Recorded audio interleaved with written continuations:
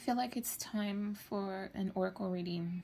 Just finished shuffling the deck, and I'm gonna do the 3 card reading that I usually do because it's my favorite and I love it.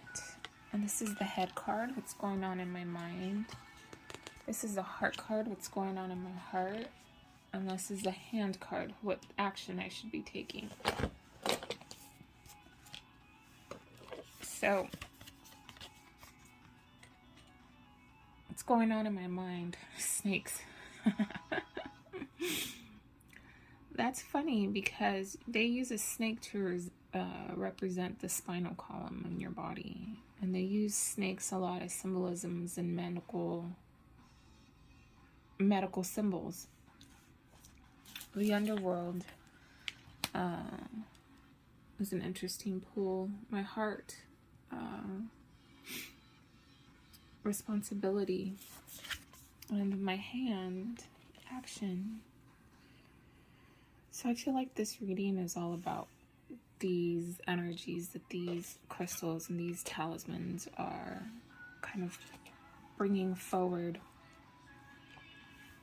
I had to go back and make sure I understood what the underworld card meant, and it says, don't be afraid to find yourself journeying through dark realms associated with the land of the dead. Remnants of the past or visitations in your dreams may appear with important messages to share.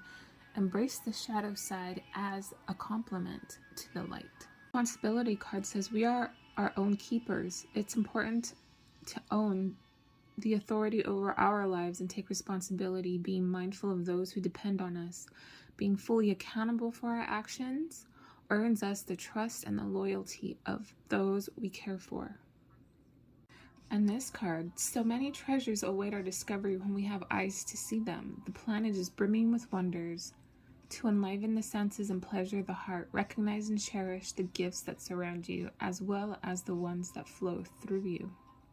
Going back to this card, yesterday I gave my daughter a huge hug with tears in my eyes because the night prior I had a visit from my mom in a lucid dream where I was in my house doing the splits and something bit my thigh and I heard this big old slap, and then my mom fixing my collar and then disappearing. So it's really interesting that I have this card today after that experience and that emotional kind of release of hugging my daughter, who the very first card she ever drew with this deck was this card, because she had just painted a portrait, a self-portrait of herself with deer antlers. And so we had this moment of, oh my gosh, how beautiful and amazing is that?